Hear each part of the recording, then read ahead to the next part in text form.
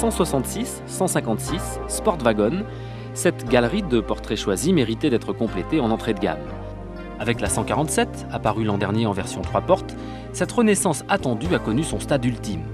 Dans le sillage de la 156, la nouvelle compacte d'Alfa Romeo s'est adjugée à son tour le trophée très convoité de voiture de l'année. Ce faisant, la presse automobile internationale a choisi de récompenser une nouvelle fois le talent et la créativité d'une équipe de stylistes désireux de perpétuer l'esprit de la carrosserie italienne. Sa calandre à fine barrette chromée, ses deux moustaches stylisées et intégrées dans la jupe avant, son capot en étrave dont le relief domine les ailes avant, constituent quelques emprunts symboliques aux plus belles créations d'après-guerre de la carrosserie touring.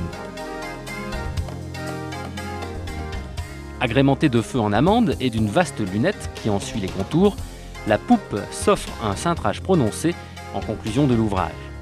De la belle ouvrage, assurément, pour stimuler les appétits commerciaux de cette compacte lancée sur un segment où l'on cultive rarement l'originalité esthétique. Depuis sa commercialisation en octobre dernier et jusqu'à la fin du mois de février, 75 000 commandes ont déjà été enregistrées. Un premier résultat instantané qui a encouragé son constructeur à augmenter la capacité de ses chaînes. Le programme de production devrait ainsi être porté à 140 000 unités uniquement pour cette gamme, en attendant peut-être d'autres paliers de progression.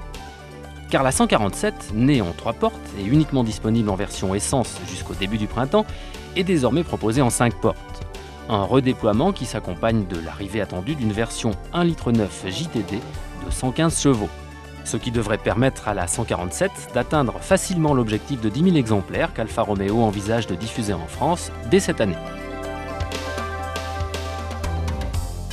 Sur ce segment, lui aussi stratégique, puisqu'il représente près de 30% du marché, soit 700 000 véhicules en France, la part du diesel est prédominante. Elle frôle aujourd'hui les 70%. Et la demande s'exprime à 80% en faveur de modèles à 5 portes. Autant dire que la nouvelle 147 JTD, déclinée en berline, devrait se tailler la part du lion dans la gamme. Une gamme de conquête, puisque les premières commandes émanent à 80% de nouveaux clients, sans doute attirés par les promesses de cette ligne charmeuse qui détonne sur ce marché où le style passe généralement après le budget d'utilisation. Au sein de cette clientèle, les femmes représentent d'ailleurs plus de 30% du total, un score qui témoigne lui aussi de la nouvelle identité d'Alfa Romeo. Et peut-être la fin d'un certain machisme typiquement latin. Dans les années 60, les Alfa Romeo étaient encore des voitures d'hommes, faites par des hommes pour des hommes, qui s'en servaient entre autres pour séduire les femmes et leur prouver qu'ils savaient dominer la machine. Signe des temps, aujourd'hui ce sont donc les femmes qui ont à leur tour envie de tomber dans le piège. De fait, la nouvelle compacte d'Alfa Romeo semble leur faire de l'œil. Une belle italienne qui n'a rien d'un fruit défendu, plutôt une complice, aussi élégante que bienveillante, qui a pour ambition de leur faire aimer la route en direct. Pas en passagère, au volant.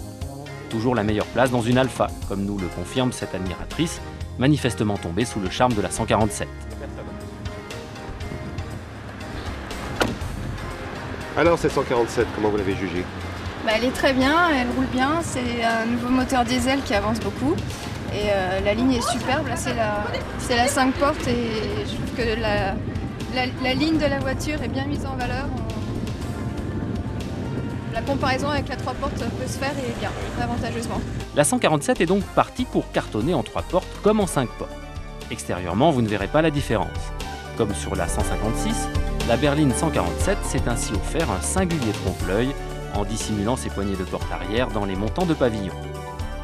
Un clin d'œil appuyé en direction des parents qui ont dû renoncer au coupé sport de leur jeunesse pour cause de progéniture. Son équipement de sécurité apparaît tout à fait satisfaisant dans la catégorie. On recense en effet pas moins de 6 airbags à bord et l'ABS est livré en série sur toute la gamme. La gamme de prix démarre à 107 500 francs pour la version 3 portes 1,6 litre 105 chevaux et culmine à 164 900 francs pour la 2 litres 5 portes à boîte Célespine. À cela s'ajoute en option l'étonnant Connect Nav.